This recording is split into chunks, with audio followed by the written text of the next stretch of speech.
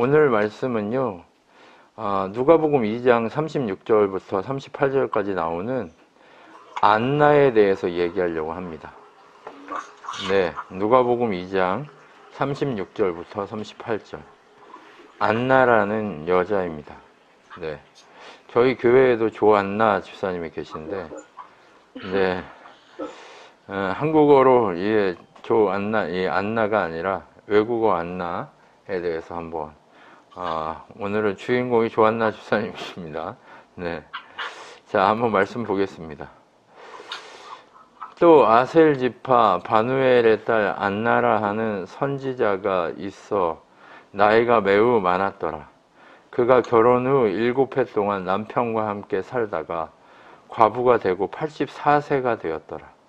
이 사람이 성전을 떠나지 아니하고 주야로 금식하며 기도함으로 섬기더니 마침 이때에 나와서 하나님께 감사하고 예루살렘의 속량을 바라는 모든 사람에게 그에 대하여 말하니라. 누가복음 2장 36절로 38절 말씀입니다. 여러분, 안나는 은총이라는 뜻입니다. 네, 조안나 집사님 이름이 은총입니다. 은총. 네,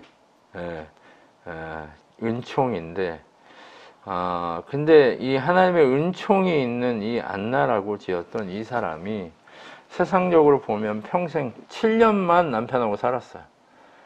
그리고 이 사람이 7년 남편하고 결혼해서 이제 이때 당시에는 거의 15세에서 20세 사이에 결혼을 많이 했기 때문에 거의 7년 살았으면 한 25까지 살았다라고 생각을 하면 84세까지 과부로 지낸 거예요. 그러면 한 60년 이상을 과부로 살았다는 얘기죠. 그러면서 과부로 살았지만 이 여자가 여선지자다라고 하는 이름을 가지고 있습니다. 하나님의 은혜와 복음의 그 능력이 그의 삶에 함께하고 있다는 것을 증명하는, 반증하는 이 메시지입니다. 여자 선지자였다. 당시 선지자가 그렇게 많지 않았어요. 그런데 성경이 안나는 여자 선지자였다라고 이렇게 증명해주는 그런 여자였습니다. 근데 이 여자를 통해서 하나님이 무엇을 우리에게 말씀하시고자 하는지 한번 돌아보는 과정을 밟아보도록 하겠습니다. 안나가 나오기 전에, 이 안나의 얘기가 시작되기 전에 누가 나오냐면 예수님이 처음에 나옵니다. 예수님이 어릴 때 장면이 나오는 거예요. 어린 시절 예수님이 아기일 때 정결 예식을 위해서 성전에 갔습니다. 그때 거기에 시므온이라는 사람이 있었어요. 그가 누가복음 2장 26절 보면 이렇게 되어 있습니다. 그가 주의 그리스도를 보기 전에는 죽지 아니하리라 하는 성령의 지시를 받았더니, 시므온이 죽기 전에 예수님을 만난다, 메시아를 만난다라는 성령의 음성을 들었던 거예요. 그리고 나서 34절에 보면 시므온이 그들에게 축복하고 그의 어머니 마리아에게 말하여 이르되, 보라, 이스라엘 중 많은 사람을 패하거나 흥하게 하며 비방을 받는 표적이 되기 위하여 세움을 받았고 또 칼이 내 마음을 찌르듯 하리니 이는 여러 사람의 생각을 드러내려 함이라 하더라 라고 했습니다. 이 이야기가 무엇이냐면, 시므온이라는 사람이 하나님의 성령의 음성을 들었는데 죽기 전에는 예수님을 만날 거다, 메시아를 만날 거다라는 음성을 들었고, 그가 메시아를 진짜 만나서 알아보았다는 거예요. 시므온이 메시아이신 예수님, 어린 아기 예수님을 만나서 하나님의 메시아다라는 걸 알았다는 거죠. 뭔가 특별하게 막 말을 하고 이런 게 아니었어요. 그냥 애기였어요. 애기였는데 그를 통해서 하나님의 성령이 주시는 그 메시지와 연결점이 온전히 하나님의 은혜 가운데 알아보게 하셨던 거죠. 그래서 알아보게 하셔서 어떻게 해요? 그의 사역에 대해서 시므온의 입을 통해 설명하는 거예요. 어떤 사역이라고요? 고난받거나 고통스럽게 십자가에 달리는 표적으로 삼아질 텐데, 근데 이 사람을 통해 어떤 사람은 흥해지고 어떤 사람은 패해질 거다. 그리고 이 사람이 말하는 그 얘기를 듣고 모두가 찔려서 회개해야 되는데 그러지 못하고 이를 죽이는 일이 일어날 거다라고 하는 그런 얘기들을 여기서 하고 있는 겁니다. 그 시므온 이야기가 있은 다음에 바로 안나가 등장한 거예요. 예, 안나는 바누엘의 딸 안나라고 되어 있습니다. 바누엘이라고 하는 거는 바는 누구누구의 그 아버지를 상징하는 거예요. 누엘의 아들이에요. 누엘의 아들. 그러니까 안나 아버지는 누엘이라는 사람의 아들이에요. 예. 안나 할아버지 이름이 누엘이고 아버지 이름이 바누엘이에요. 예. 그래서 안나 아버지에 대한 얘기는 없는데 이 사람 뭐라고 얘기하냐면 여자 선지자고 평생 성전에 거했다. 예. 과부로 살았다는 얘기예요. 주야로 금식하며 기도했다는 얘기예요. 그런데 안나가 금식하고 기도하고 했던 이 시점에 봤을 때 한번 생각해 보세요. 지금 25 돼가지고 생과부 됐다고 생각해 보세요. 지금의 시점의 눈으로 봤을 때도 이 여자는 어떤 여자예요? 예, 그냥 불쌍한 여자예요. 이 여자는 그냥 세상에서 바라볼 때는 이 여자는 아무것도 아닌 여자예요. 이 여자는요, 세상의 눈으로 봤을 때는 볼품없는 여자예요. 60년을 과부로 살았어요. 그러면 누군가가 돌봐줘야 되고, 당시에 여자가 나가서 밥을 먹을 수 있게 일을 하거나 할 수 있는 시대가 아니고 사회가 아니에요. 그러한 시대를 살고 있는 이 여자가 60년을 과부로 살면서 뭐라고 불렸냐? 여자 선지자다라고 불렸다는 거예요. 그러면 이 여자를 누가 먹이셨다는 걸 보여줘요? 하나님이. 네. 엘리야를 하나님이 선지자라고 얘기하고 그를 먹이셨던 것처럼 까마귀와 예? 까마귀를 통해서 고기를 먹이시고 여인들을 통해서 이 엘리야를 먹이셨던 것처럼 이 안나라는 선지자, 선지자도 하나님이 먹이셔서 84세까지 성전에 거하며 하나님의 뜻 가운데 하나님의 메시아이신 예수를 만나는 특권을 누리도록 했다라고 하고 싶은 메시지가 여기 담겨 있어요. 그런데 세상적으로 봤을 때 이 안나는 그냥 불쌍한 존재에 불과해요. 그런데 세상이 볼 때는 그렇게 불쌍한 존재인데 오늘 본문 누가복음 2장 38절 말씀을 보면 안나 스스로는 어떻게 스스로를 생각하는지가 명확하게 나옵니다.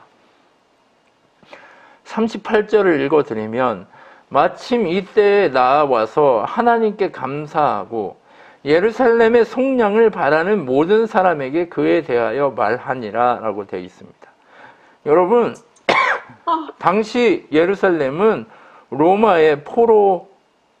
로마에게 지배당하는 그 속국이었어요. 우리나라도 일본에게 지배당했고 그렇게 식민 통치를 당했던 모습처럼 로마에게 이스라엘도 지금 식민 통치를 당하고 있는 시대입니다. 그런 식민 통치를 당하고 있는 시대가 이제 메시아, 다윗의 자손 메시아가 와서 식민 통치를 해방시킬 거다라고 하는 그런 역사적인 그 관점이 그 나라 안에 있었단 말이에요. 그런데 예수님은 그 나라, 세상 나라를 만들려고 오신 게 아니라 하나님 나라를 만들러 오셨기 때문에 십자가에 달려 죽으신 거예요. 그들이 기대했던 바와 다르게. 그런데 안나를 비롯한 예루살렘의 속량을 바라는 이 모든 유대인들은 이 아이가 메시아가 왔다라고 하는 그 사실에 흥분하기 시작한 거예요. 네. 안나도 지금 뭐 하는 거예요? 하나님이 지금 메시아를 보낸 뜻은 아직 몰라요, 이 여자도. 왜? 들려주고 보여준 것까지만 알게 되기 때문에 그런 거예요. 이 여자 선지자의 마지막 목적지는 어디예요? 메시아를 사람들에게 외치는 것이 이 여자의 마지막 이 목적지인 거예요. 그래서 애국 지사들에게, 예루살렘의 속량을 바라는 애국 지사들에게 뭐 해요? 감사하기 시작하는 거예요. 하나님께서 감사해야 된다. 하나님께 우리가 감사해야 된다. 하나님이 우리에게 누구를 보냈다?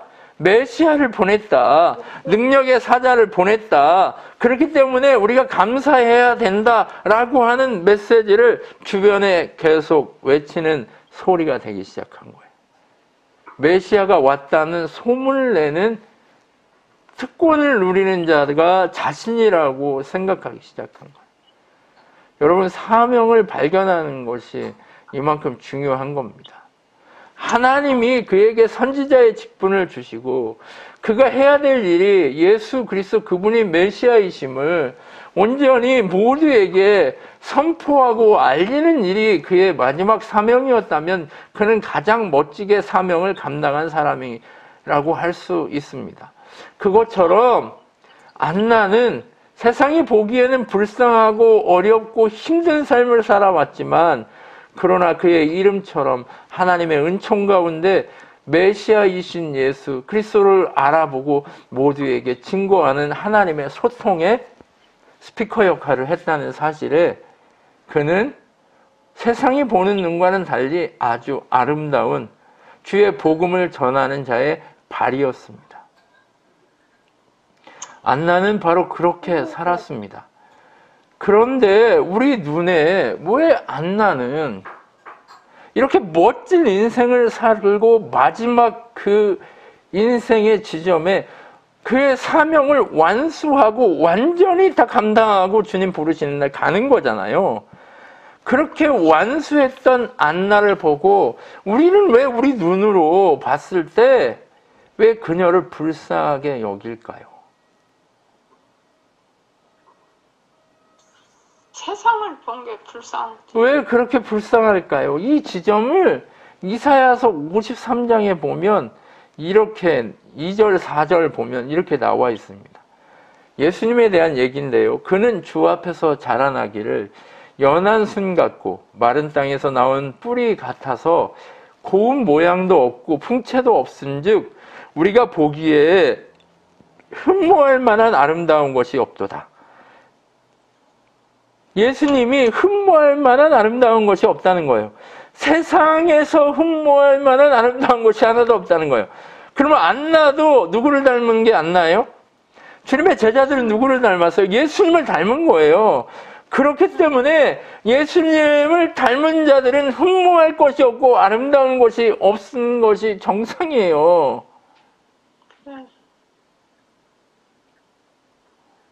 사람들 눈에 보기에 아름다운 것이 없을 수밖에 없다니까요.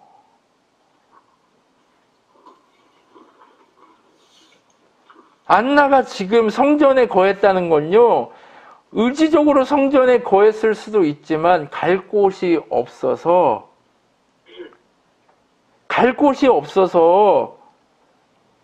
버림받아서 성전에 거한 것이 아닐까라는 추측이 되는 부분입니다.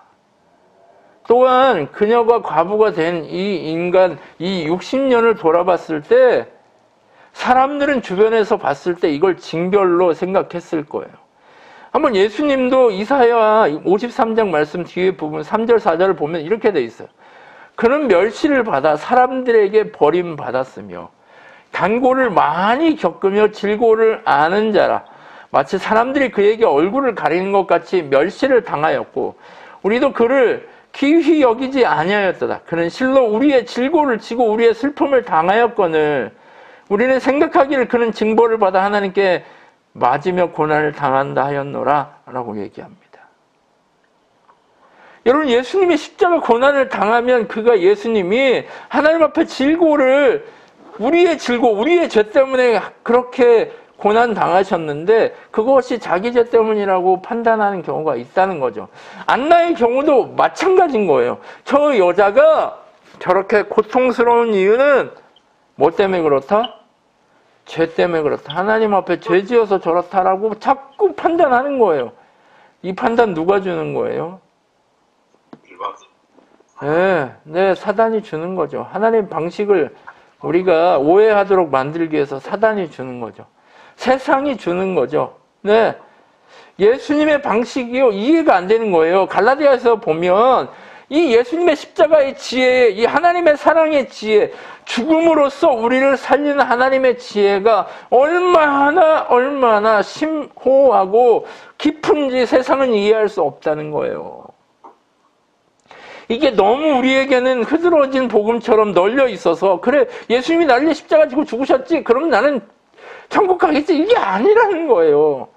이게 얼마나 큰 관점의 변화가 일어나야 하는 것인가를 우리에게 얘기하고 있다는 거예요.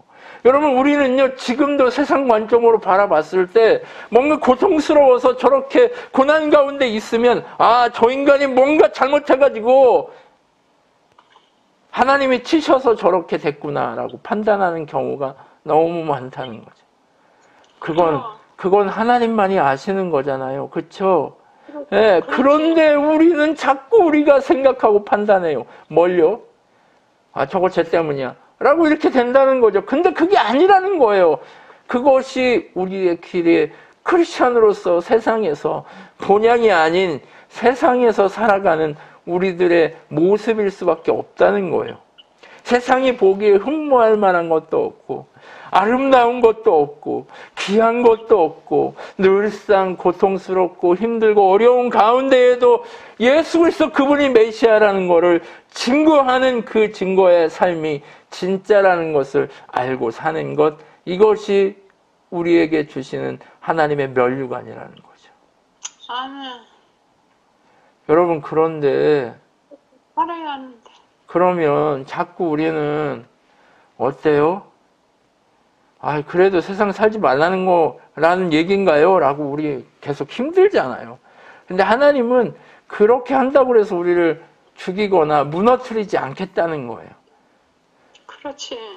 들에 피는 꽃도 내가 입히고 공중위에 사는 새도 내가 먹이지 않냐.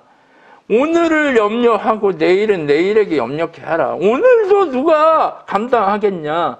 바로 너를 위해 대신 십자가 지신 예수 그리스도 그분이 감당할 거다. 너는 뭐만 해라? 염려하지 말고 맡기기만 해라 라고 하는 것이 아버지의 마음인 거죠. 근데 왜 아버지의 마음이 그렇게 우리에게 주어졌고 이미 알고 있는데도 왜 자꾸 우리는 불쌍하다고만 여길까요? 장애인이 지나가면 아, 저 엄마 불쌍하다. 아니면 누가 불쌍한 거지가 지나가면 아, 참 불쌍하다. 뭐 때문에 죄지어서 그런가. 아니면 막 여러 가지 그런 눈으로만 보여진단 말이에요. 착해서도 그럴 수 있고 연민해서도 그럴 수 있지만 하나님의 복음의 관점에서 하나님이 우리를 그렇게 어려움 속에 있게 하시는데 못 보는 이유가 뭐냐. 요한복음 12장 39절로 40절에 이 지점이 명확하게 나와 있는데 뭐라고 나와 있냐. 그들이 능히 믿지 못한 것은 이 때문이니 곧 이사야가 다시 일렀으되 그들의 눈을 멀게 하시고 그들의 마음을 완고하게 하셨으니 이는 그들로 하여금 눈으로 보고 마음으로 깨닫고 돌이켜 내 고침을 받지 못하게 하려 함이라 하였음이더라 라고 얘기하고 있습니다. 왜 그럴까요? 왜 세상은요, 세상의 관점은요, 왜 그런 것들을 보고 불쌍히 여기기만 할까요? 착해서요? 가난한 사람이 생기는 이유가 뭐예요? 이 경제학적으로 봤을 때 가난한 사람이 생긴다는 건요, 한정된 재화를 가지고 어떤 사람이 1%의 사람이 99%를 가져버렸기 때문에 가난한 사람이 생기게 돼 있는 거예요. 99%가 그래서 가난한 거예요. 1%가 다 가져가서. 그러면서 그 99%는 뭐예요? 그래, 내가 가지고 있는 1%를 빼서 내가 가난한 사람을 돌봐야지. 이게 말이 돼요? 이게 지금 세상의 원리라는 거예요. 자기가 큰 도둑질을 다 해놓고 그 도둑질한 거에서 나머지를 빼가지고 돌봐야지 하는 게 세상의 이치라는 거예요. 그런데 중요한 건 뭐냐? 그렇게 하고도 자기가 그것을 깨닫지 못하는 이유가 뭐냐? 하나님이 눈을 가렸기 때문에 그렇다는 거예요. 그리고 마음을 완고하게 해가지고 그게 죄인 거를 처음에는 알았을 수 있으나 그걸 죄인 걸 깨닫고도 고치지 않는 이유가 뭐냐? 마음이 완고하기 때문에 그럴 수 있다는 거예요. 그렇게 내버려 두시는 이유가 뭐냐? 그가 회개하고 돌아설까 봐 그렇다라고 얘기하는 거예요. 여러분, 하나님은요 당신의 백성이 아니기 때문에 불쌍하게 본다고 얘기하는 거예요. 안나를 봤을 때 불쌍했다면 여러분, 안나는 불쌍한 사람이 아니에요. 온전히 사명을 감당하고 주님 부르시는 날 잘 간 사람이에요. 우리가 정말 하나님의 은혜 가운데 잘 살다가 하나님 부르시면 가야 됩니다. 그런데 우리한테 있어야 될 게 뭐예요? 눈이죠, 눈. 어떤 눈? 마음을 알아볼 수 있는 눈. 아버지의 뜻을 알아볼 수 있는 그 눈이 필요합니다. 여러분, 우리에게 그 은혜가 필요합니다. 그래서 에베소서의 5장 8절에 이렇게 되어 있습니다. 너희는 전에는 어두움이더니 이제는 주 안에서 빛이라. 빛의 자녀들처럼 행해라. 그러면서 14절부터 16절까지 이렇게 얘기합니다. 빛의 자녀들처럼 행한다는 게 뭐냐? 그러므로 이르시기를 잠자는 자여 깨어서 죽은 자들 가운데서 일어나라. 그리스도께서 너에게 비추어 주시리라 하셨느니라. 그런즉 너희가 어떻게 행할지를 자세히 주의하여 지혜 없는 자같이 하지 말고 오직 지혜 있는 자같이 하여 세월을 아끼라. 때가 악하니라 라고 되어 있습니다. 여러분, 빛에 속한 자로 산다는 것은 무엇이냐면 늘 고민하는 거예요. 하나님이 나에게 지금 오늘 내가 무슨 일을 많이 했고 내가 뭘 많이 하나님 뜻대로 행했다. 이게 중요한 게 아니에요. 지금 오늘 이 순간 내가 아버지의 뜻 가운데 사명을 감당하고 있냐 아니냐 그 싸움을 하려고 내가 몸부림치며 생각하고 주님 앞에 고민하고 그걸 보려고 몸부림치고 있느냐가 중요한 거예요. 믿음의 싸움을 싸우고 있느냐가 고민이 그것이 있는 것이 중요한 거예요. 안나를 봤을 때 어느 날은 불쌍할 수 있고 어느 날은 감격이 되고 나도 이 딸처럼 살아야지라고 하는 그 마음이 생기는 두 가지 요인이 뭐예요? 은혜가 충만할 때는 나도 이 딸처럼 살아야지. 그런데 그 생각을 안 할 때는 아이고 불쌍하다. 하나님 나라 같지만 이 인간이 참 불쌍하다라고 보여줄 수밖에 없는 그 마음을 가지고 그 삶의 현장에 살고 있는 게 우리들이라는 거죠. 그렇기 때문에 우리는 고민해야 됩니다. 뭘 고민해요? 오늘 내가 진짜 안나, 은총의 안나를 보고 있는지 아니면 불쌍한 안나를 보고 있는지 우리들의 시각을 교정할 필요가 있습니다.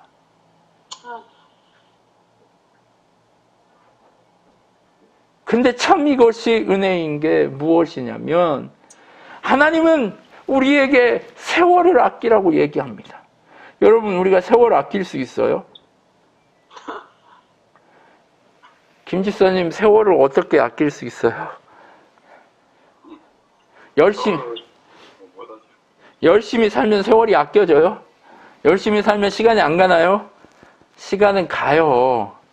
우리 인생을요 아낄 수 없어요. 그런데 세월을 아끼는 유일한 방법이 하나가 있습니다. 그게 무엇일까요? 갈라디아서 1장 4절로 5절 말씀에 이렇게 되어 있습니다. 그리스도께서 하나님이 곧 우리 아버지의 뜻을 따라 이 악한 세대에서 우리를 건지시려고 우리 죄를 대속하기 위하여 자기 몸을 주셨으니 영광이 그에게 세세토록 있을지어다. 아멘. 세월을 아끼게 하신 방법, 유일한 방법이 뭐예요? 그거 바로 요거밖에 없는 거예요. 예수님이 나를 위해 십자가 지시는 순간 우리의 세월이 아껴졌어요. 그것이 믿어지는 순간 우리의 세월은 아껴진 거예요. 아멘. 내 힘으로 세월 아낄 수 없습니다. 내 힘으로 500년, 1000년을 산다 할지라도 하나님 나라 갈 수 없습니다. 하나님 은혜에 참여할 수 없습니다. 그런데 언제 참여할 수 있어요? 우리를 건지시려고 우리를 죄에서 대속하시려고 대속물로 주신 예수 그리스도 그분과 함께 죽었다가 내가 다시 살아 하나님의 자녀 되었다는 이 사실이 믿어지는 그 순간 우리의 세월이 이 순간의 찰나의 세월에서 어디로 들어가요? 영원의 세월로 들어가 버립니다. 예수님 중심으로 산다는 것 자체가 바로 이렇게 영원을 사는 세월을 아끼는 삶을 살게 되는 겁니다. 아멘. 우리를 건지시는 그 하나님이 세월을 아끼게 만들어 버리신 거예요. 우리를 놀랍게 세우신 하나님이 우리를 그러한 세월을 아낄 수 있는 능력을 소유한 자로 만들어 버리신 거예요. 여러분 옆에 계신 분이 바로 초능력자들이에요. 어떤 초능력이요? 세월을 아끼는 초능력자들입니다. 근데 찰나의 순간을 살고 있으면서도 영원을 살 줄 아는 자, 바로 그러한 자로 하나님이 여러분을 부르신 거예요. 그러면 이제 우리는 영원을 사는 눈으로 어떻게 해야 돼요? 세상을 판단하고 세상을 바라보고 세상에 하나님의 뜻이 어떻게 흘러가야 할지를 볼 필요가 있다는 거예요. 그것이 우리에게 필요한 관점이고 은혜이고 능력입니다. 여러분이 귀중한 존재들입니다. 여러분 한 분 한 분이 바로 보물 같은 존재들입니다. 그런 보물 같은 존재인 자신을 바라보면서 어떻게 해야 돼요? 생각해야죠. 주님만 바라봐야지. 돼지처럼 개처럼 진주와 보물을 알아보지 못하는 그러한 눈이 아닌 진짜 보물의 눈으로 하나님 주시는 사명을 감당하기 위해 몸부림쳐야 하는 거죠. 안나가 60년을 과부로 살았습니다. 60년을 과부로 살았지만 그가 이제 84세 되어 예수님을 만나고 그가 만나는 사람마다 예수님을 증거하고 메시아가 오셨다라는 사실을 증거한 후에 하나님 부름받고 갔다는 거예요.